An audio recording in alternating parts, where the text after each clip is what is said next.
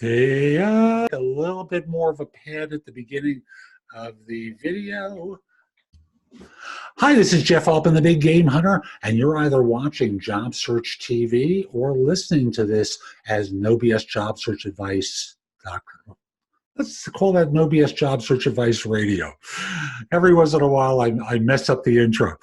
I like to spend some time daily providing great information about job search because I frankly believe it doesn't have to be that hard, difficult, painful, or take as long as it does.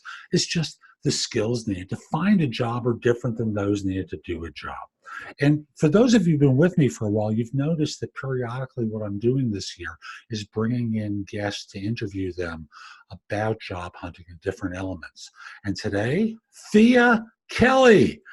Ta-da! Thea's a job search and interview coach based in the San Francisco Bay Area, working with job hunters nationwide. She has a book out. It's an Amazon bestseller called Get That Job, the quick and complete guide to a winning interview that was hailed as excellent on Forbes.com. Now, she's going to have a couple of promos for you at the end of the show.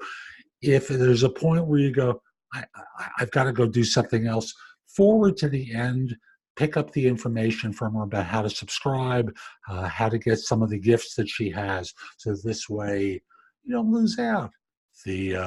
Welcome. Jeff, we had such a nice time chatting about the show a while back when we were planning it, so I'm really jazzed to be here talking with you again. And we're going to have another good time today. Yeah. How did you become a coach? How did you wind up going into this field? Well, back at the beginning of the big recession in 2008, I was working as a corporate trainer, and I got laid off. And before that, I had been working with job seekers before in various other jobs. But at some point, I wound up as a corporate trainer. I got laid off because it was a real estate related business, and I feel like I'm going too long.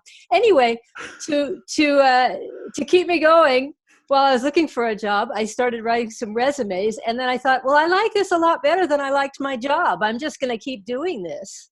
And so it's been, 10 years I've been in my own business now, and there were like another 10 years before that I was working with various agencies like Lehigh Harrison and Jewish Vocational Services and stuff like that.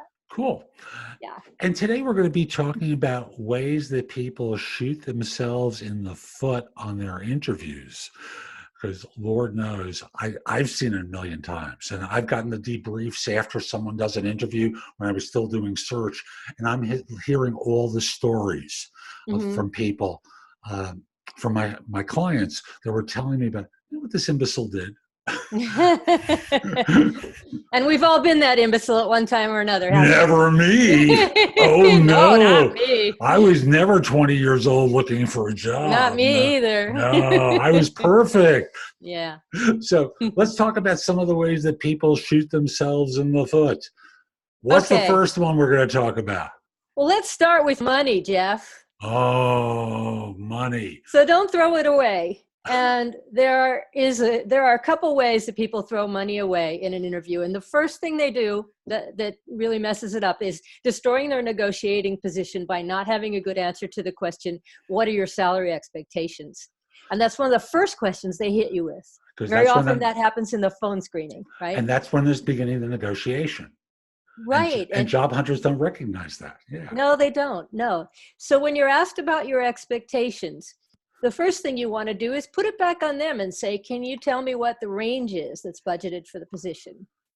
And in certain states, they're legally required to tell you, although don't get hung up on that, because if they forget what the law is, you don't want to confront them about it. But usually, a lot of times they will tell you the range. Then what you want to do is not commit to that range, but sound generally positive. So you say, well, that sounds like a good ballpark, and I'm sure that once we decide this is a fit, we're going to be able to agree on a compensation package that's fair. Excellent. And I know I'm an East Coast guy. I came out of the New York area where the law is you can't ask the question about current compensation. And a lot of the firms in the New York area have, whether they're interviewing someone in New York or interviewing someone in Iowa, they've all stopped asking the question about current compensation. Yeah. Because phone numbers, which used to be one of the determinants of where someone lives, aren't valid anymore because we all have mobile phones. Right. And So, I hope that they won't ask you that question. But if they do, again, you want to sort of switch it back to, well, we're just getting started now. You're learning about me. I'm learning about the position. Can I ask you, what is the range for the position, if you haven't already asked that? And then give the best ballpark answer. Now, if they happen to come back with, well, we don't really have a range, or, what I'm really looking for is what you want, or they somehow dodge the question, then a good way to answer that is to say something like, well, I've been looking around online, I've been talking to people, and I'm seeing salaries anywhere from blank to blank, and give them a well-researched and fairly broad range. But then go on to say, and I'm sure that once we agree this is a fit, we'll be able to agree on something that's fair. So you notice, even in giving them a range, you're not saying, I expect something in this range. You're just saying, this is what I'm seeing out there, and I'm sure we'll be able to agree on something that's fair. That's if you have to say something more specific. And I'm wondering if you might just add in a phrase along the lines of, when I'm looking at that low end of the range, I'm seeing people more junior than myself. So I don't see myself as being a low end of the range kind of woman, a low end of the range kind of guy. I see myself more at mid to upper level of this. And we can, as you said, sort that out as we go further along. Yeah, that's a very good idea. Yeah.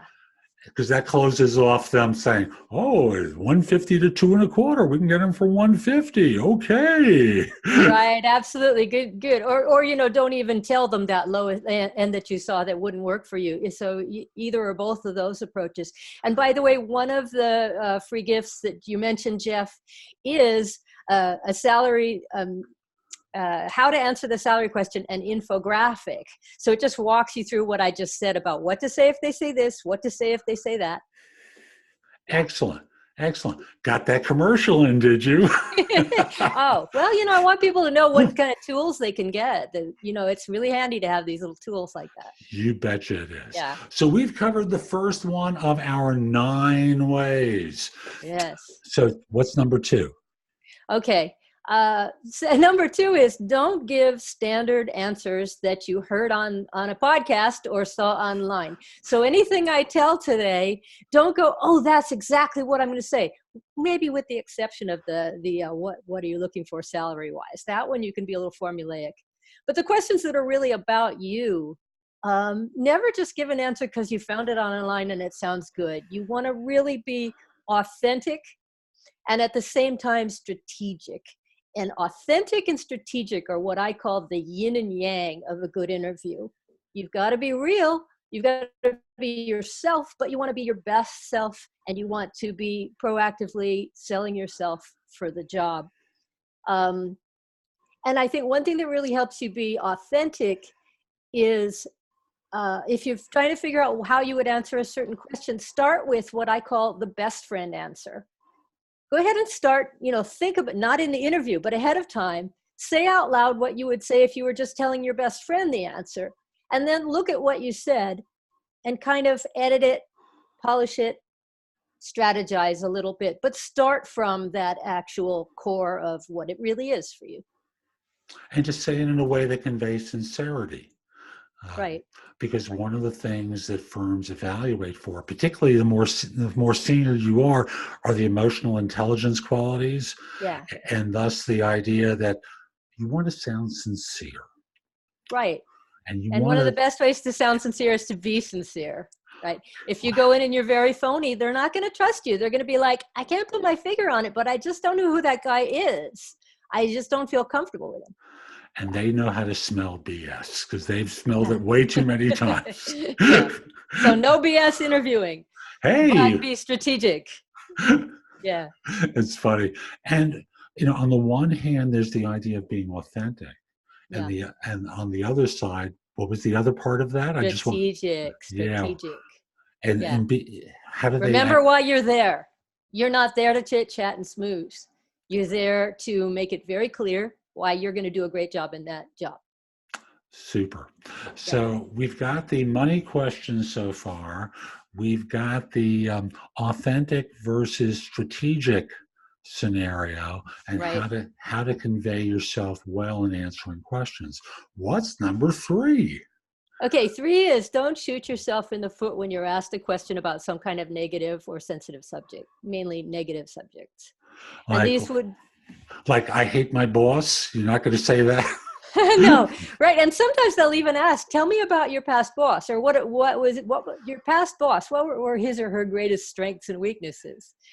And that's when you have to remember that every question is an opportunity for you to sell yourself for the interview. And so I have an ABC tool I just made up this morning preparing for this. Yeah.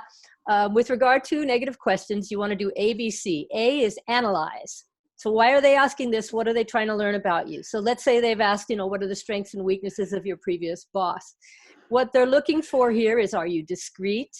Did you have a good relationship with your boss? Are you able to work well with a variety of different personalities?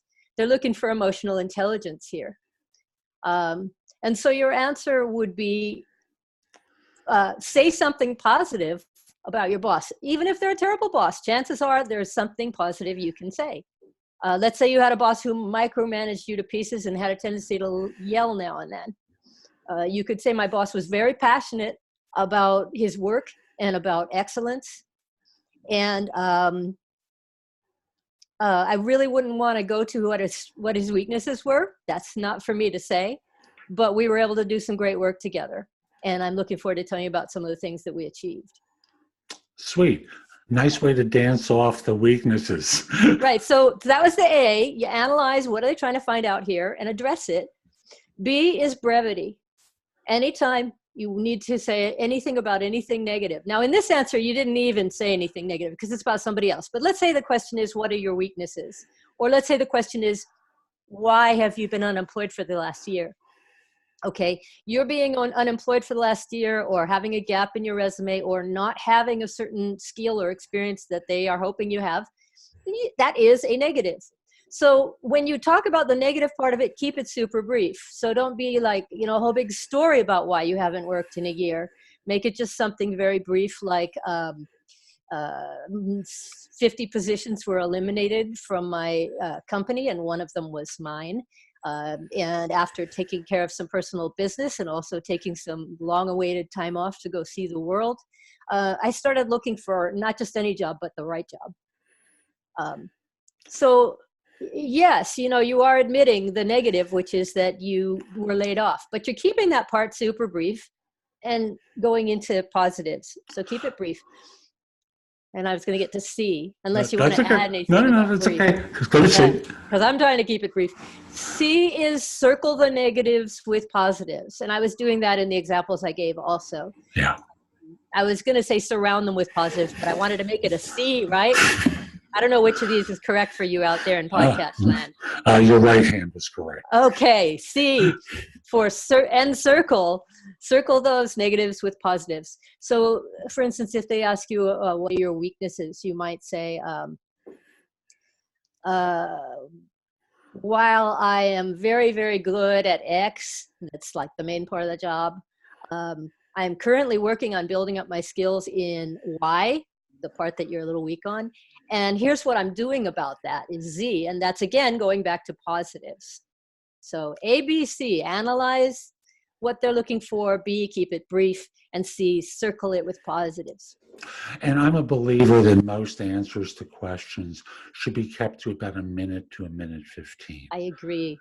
Attention span, we live in an ADHD culture, and no one listens for very long. As such, the goal is if you can keep it to a minute 15 in total, and especially on a negative topic, a weaknesses area, an invitation to criticize, 40 seconds, because that gets you off the hook faster. Or less. Yeah, right on. We've got 3 covered. What's number 4? Let me see.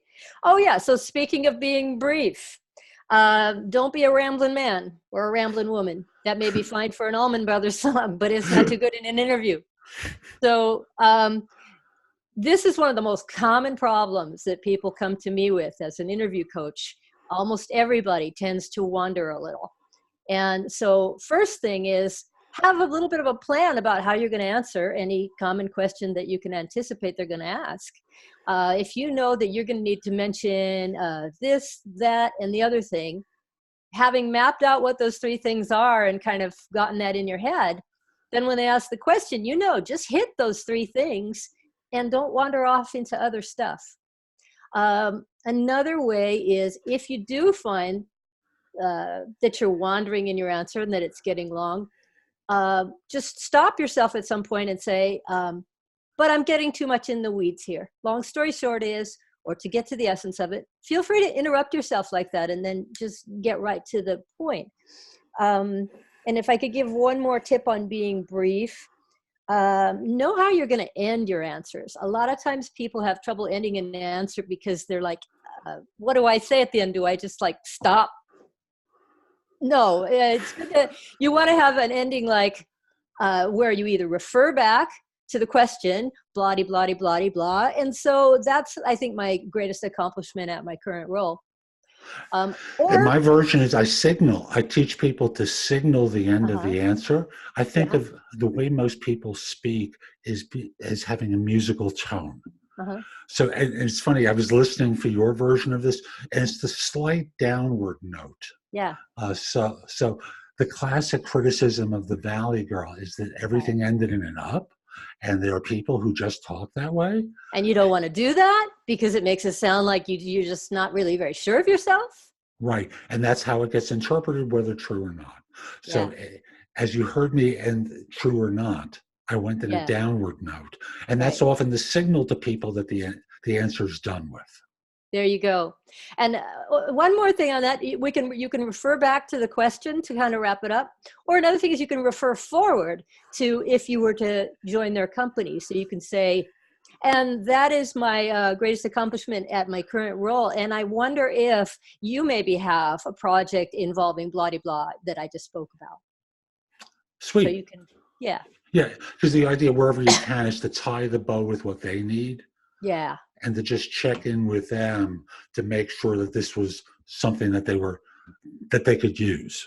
Right. And so all the things we just talked about, by the way, are things that you need to not just hear once and then go to the interview. You need to practice doing these things, either with a friend or on your own or with a coach, so that you've got the experience of wrapping up an answer or using the downward tone like that. It's funny. One of the things I tell job hunters is great athletes all practice, right? Steph practices. He's on the court 7 days a week. LeBron is on the court 7 days a week. And great entertainers all rehearse. And job hunters go on interviews. And the first time the words ever come out of their mouth are at the interview. And they wonder why they don't deliver. Yeah.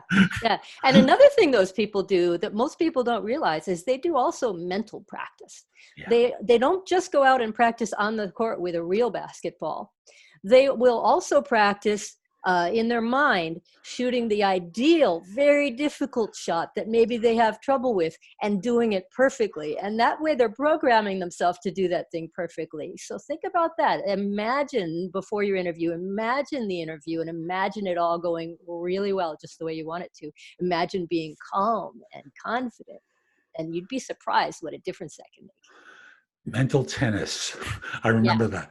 Yeah, Tim Galloway, The Inner Game of Tennis. Yeah, Bingo. That stuck with me too. Was that number 4 or number 5 that we just did? That was 4. That's what I thought. Number 5. Number 5 is a biggie. And even though I'm burying it in the whole middle there, it's a biggie. And that is be proactive about your messaging. Don't just go to the interview and hope they'll ask you the right questions. You have to go there knowing what it is you especially want to get across. And what you especially want to get across, part of it, is what's unique and special about you. So you need to somehow identify what are your, what I call key selling points, or your brand. What is it about you that's going to make you stand out from the other people? And that can be a hard thing to figure out.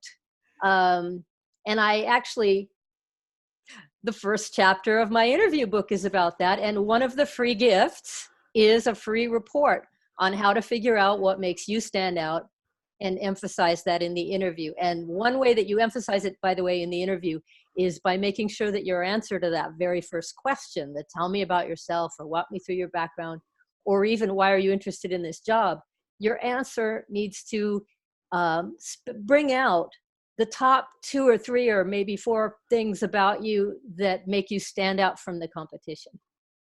Nice. I know the way I coach people is I work with the assumption that most job descriptions are 80% accurate. Because what usually happens is someone gives notice and the hiring manager calls to HR and says, you got that job description we used to hire Thea? Yeah, she just gave notice. Could you get that out to, to our sources right now and see what we can turn up? And no one ever updates it. I've confirmed this so many times with different people I've coached. So the first thing I tell people to do is to say, hey, thanks so much for reaching out to me. I recall the position description, or I'm curious why you reached out to me. Could you give me a sense of the role you're recruiting for? That's a great question. And what I can do to help, so they can hear the thinking about the job. And thus when they say, tell me about yourself and what you've been doing, or walk me through your background, what they're able to do is start off with what I consider the 20-second synopsis of their experience. I've been in the field now for X number of years. For the last 5 years, I've worked for so-and-so, I've done this and that. Before that, I worked for so-and-so doing this. But what's probably most relevant to my background for this role is my experience with, and people tell me in person when they use that phrase, it's like they notice like a dog's ears perk up. Scooby. They have the Scooby ears. For those of you who are too young to be relevant to Scooby-Doo, cartoon character, Scooby would wind up. I think that's just become part of the culture. You don't have to have actually watched Scooby-Doo cartoons. Just making sure. So the idea is as quickly as possible to tie the bow to show how you're special. That's I agree very with true. That's very true. And to sort of bring together what I said and what you said, you need to know what's special about you, and you need to know what they're looking for and find the common elements between the two. And that question of, what are you really looking for, or what's your top priority for the job? You want to ask that before they even get the chance to say, tell me about yourself. So try to slip that in right about when the small talk is drawing to a close and say, well, thank you very much for inviting me to interview. And I wonder if I could ask you a quick question before we start. And then you ask that question that you just mentioned, Jeff, about, can you tell me a little bit more about what's really most important in this role? Or I've read the job description, but I was just wondering if in your own words, you could tell me what do you really need? So both those things, very important. I see we have a lot of common approaches, even though we're on opposite coasts. Number 6, I believe it is. Number 6. Number 6. Oh, yes. A related point is don't wait till the end to ask questions.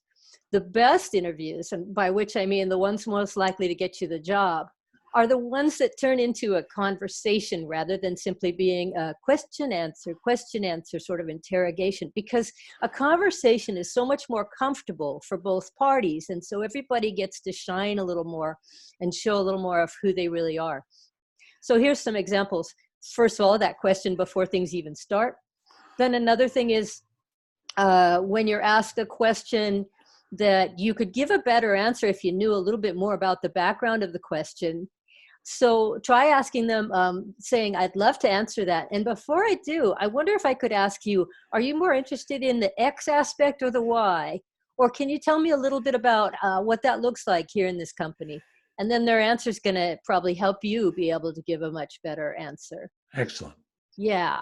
And so that helps turn it into more of a conversation. Or you could, at the end of your answer, you could say, go ahead and answer it and then say,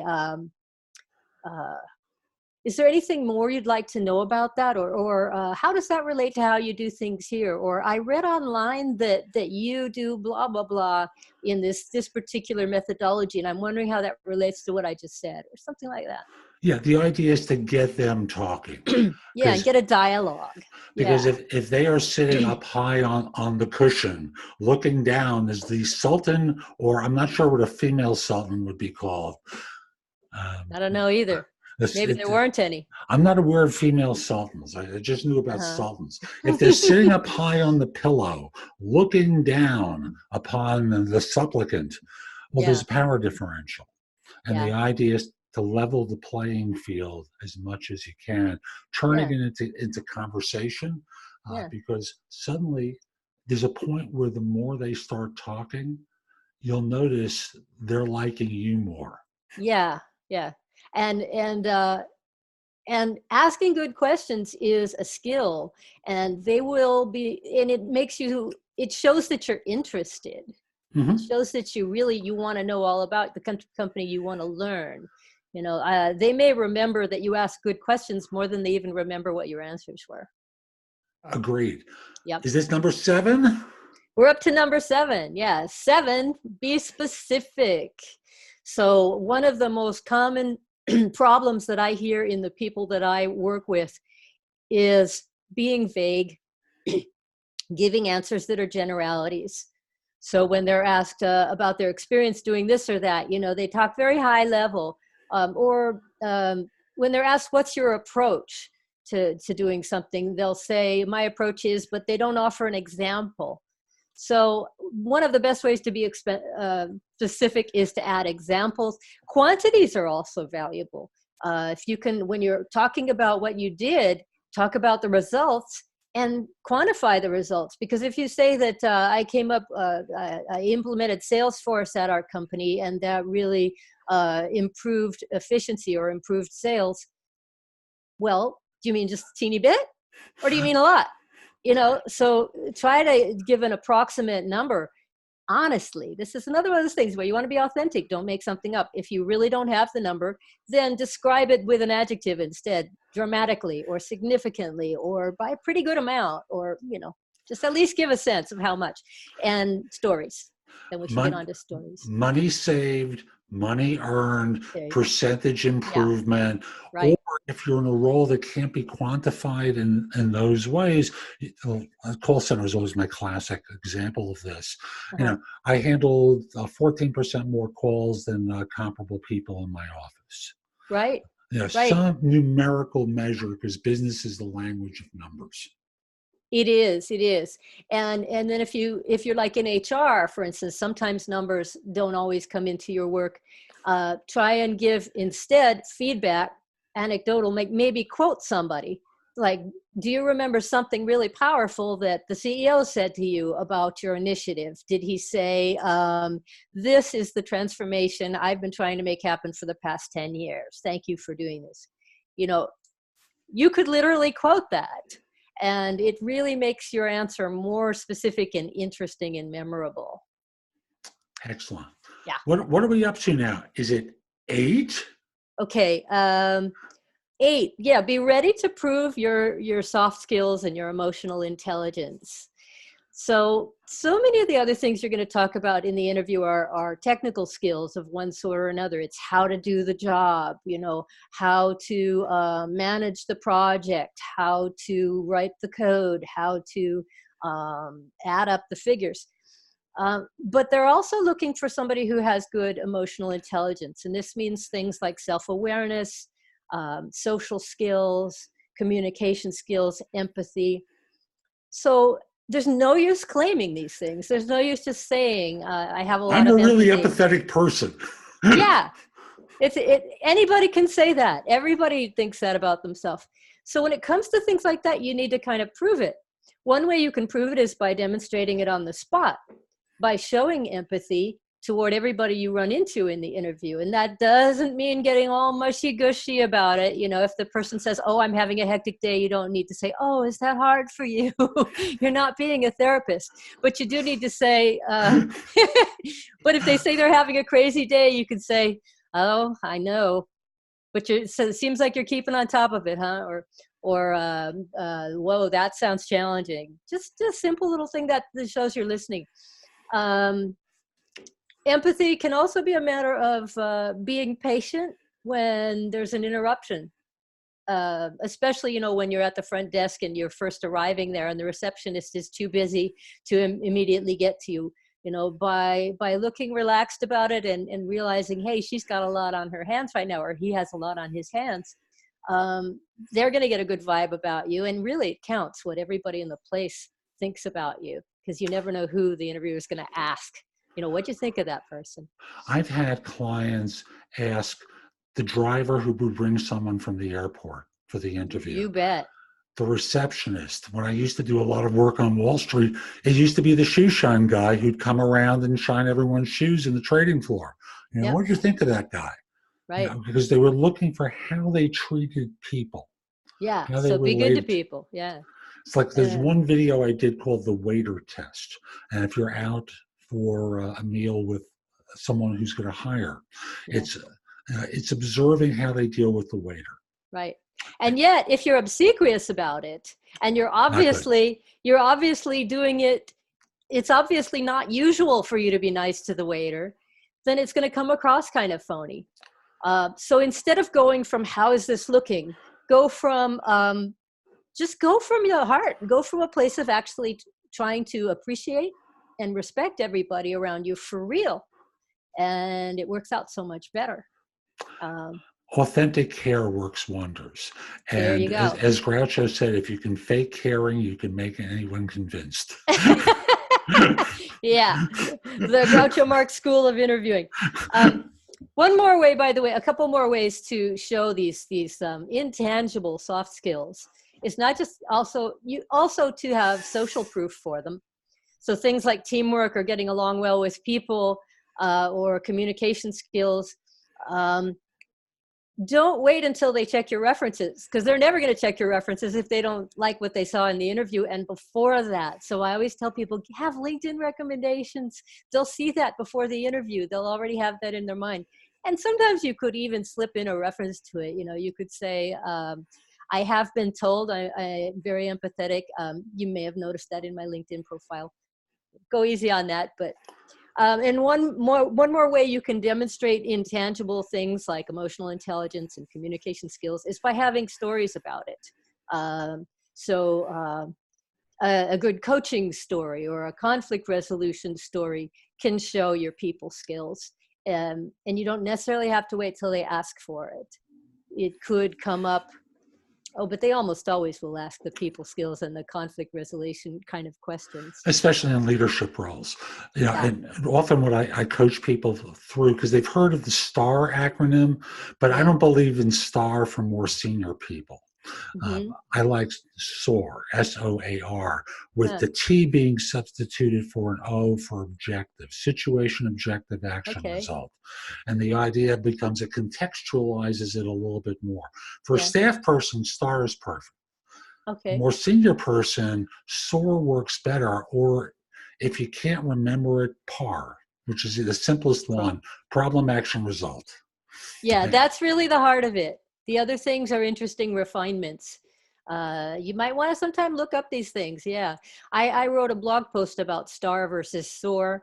I use SOAR in my book. My version of it is situation, obstacles, actions, results, just to bring out the fact that if you're saying, here was the problem and here's how I solved it and here's the result, we may not realize that there was this huge thing that got in the way that made it even harder than it sounds that you maybe should mention.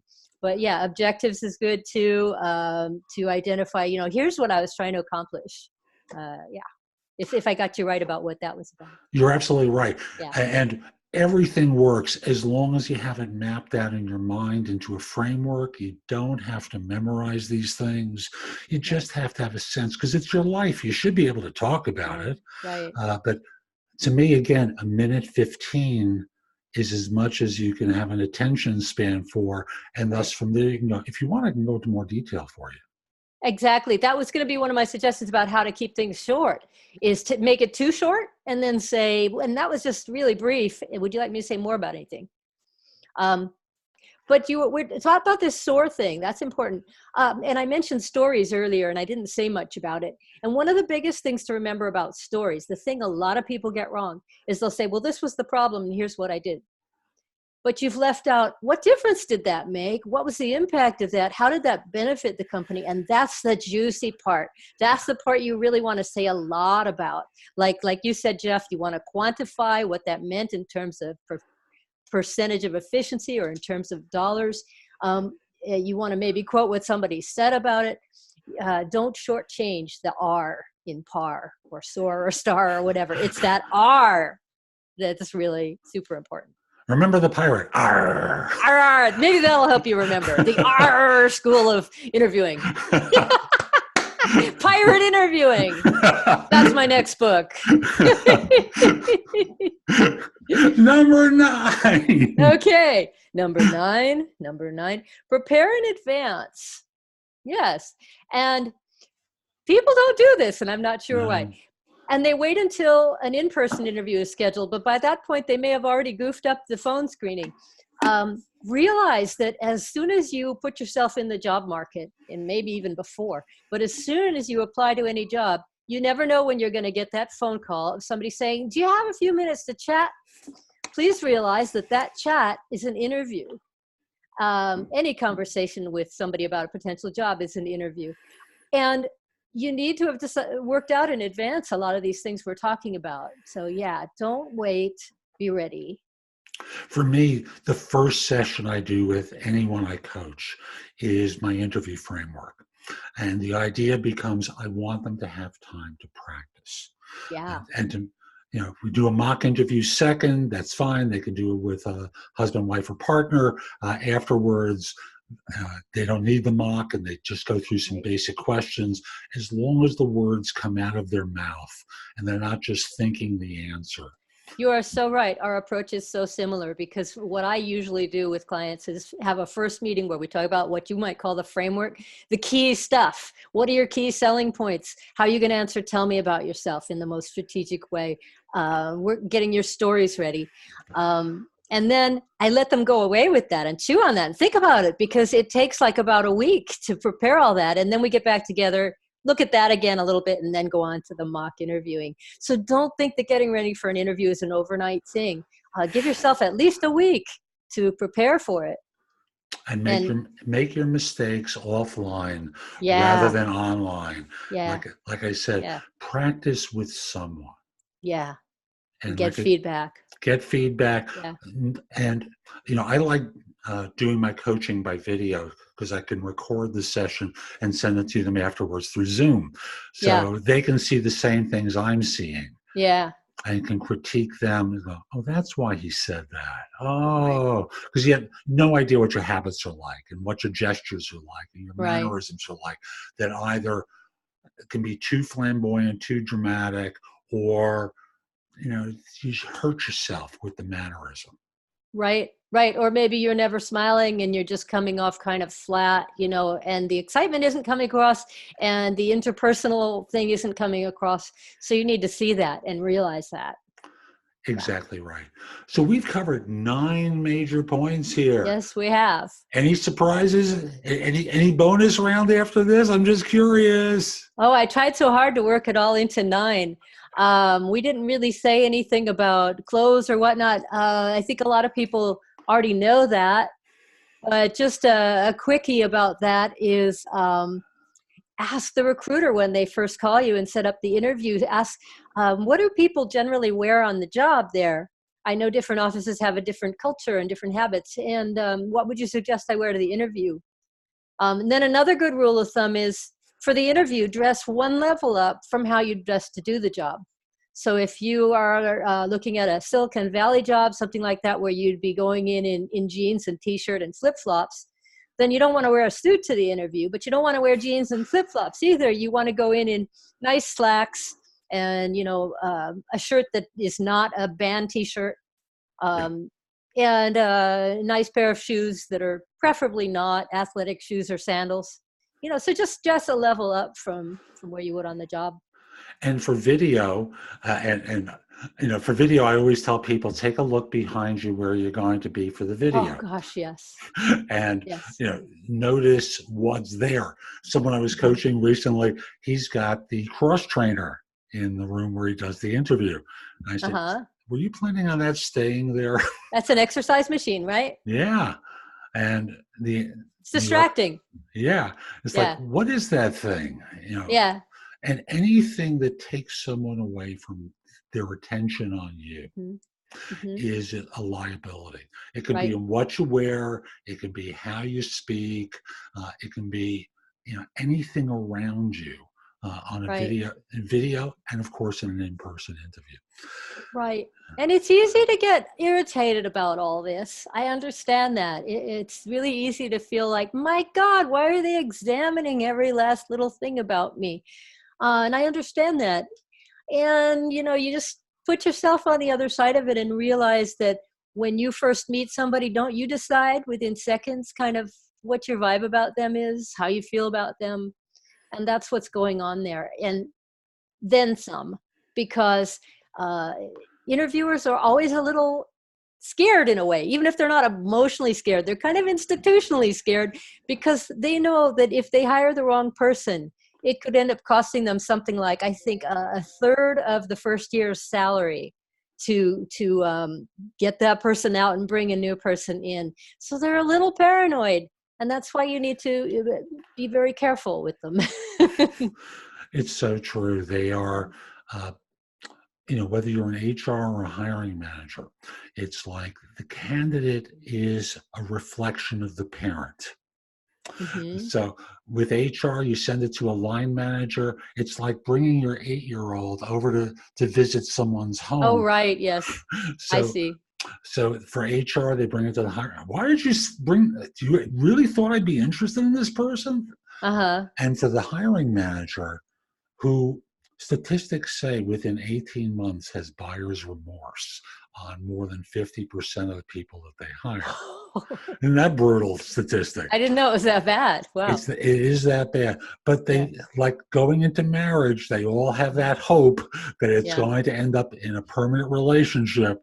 Uh-huh. And they want to feel as though if they brought you to a meeting with their boss, you'd reflect well on them. So there are lots of little things that, like doctors do to screen out, hiring managers, HR people do to screen out, so they can filter down to the core element. Yep. And Thea, this has been fun. Yeah, likewise. Thank you. How can people find out more about you and the work that you do, the free gift, the website, all that kind of stuff? Okay. I have a blog. It's for job seekers, a helpful tip article at least once a week. It's called greatjobsooner.com. Great job sooner. It's what everybody wants, right? And if you go there and you subscribe, it promises you a free report on how to stand out in interviews. And that was what I mentioned about identifying your key selling points and whatnot. What it doesn't yet say is that there's 2 other free gifts as well. You can also get, like we said, the how to answer the salary question infographic and a negotiation template that it's like a worksheet that enables you to plan out your negotiation meeting, what you're going to bring up with them, what you're going to say after they've made their counteroffer. It's not something to bring in the meeting and look at this with, but it's something to help you prepare so that you know what you're doing. So you can get all those at greatjobsooner.com. And there's also a button there you can click to get a free consultation if you'd like to talk with me about my interview coaching services or my services to help you with your resume, your LinkedIn profile, your job search strategy, just about any aspect of your job search. I would like to help you. Super. And folks, we'll be back soon with someone else with more information, a lot more to help you. I'm Jeff Altman, the Big Game Hunter, and as is the case with Thea, if you're interested in one-on-one coaching, visit my site, thebiggamehunter.us. There's a button on the homepage that says schedule. You can schedule a free discovery call with me or dive right into coaching, whatever serves you best. And I've got thousands of posts there that you can watch, listen to, or read that'll help you as well. Read those, watch them. Yep. There's a ton. It's like more than 7,000. Yep. And now... Learn is right. Yeah. And now if you have an Amazon product, a Fire TV, Fire Stick attached to your TV, what have you, you can download the JobSearchTV app and watch my videos there and learn in that milieu as well. So I hope you found this helpful. I'll be back soon with more. And in the meantime, hope you have a great day. Be great. Thea, welcome. And let me just start by asking, how did you get into this coaching work? Well, Jeff, back in 2008, when the Great Recession started, I was a corporate trainer, and I was laid off as part of a big reduction in force at my company. And prior to that, I had had some positions working with various agencies that helped people get jobs. So drawing on that previous experience and my interest in that, I started writing a few resumes.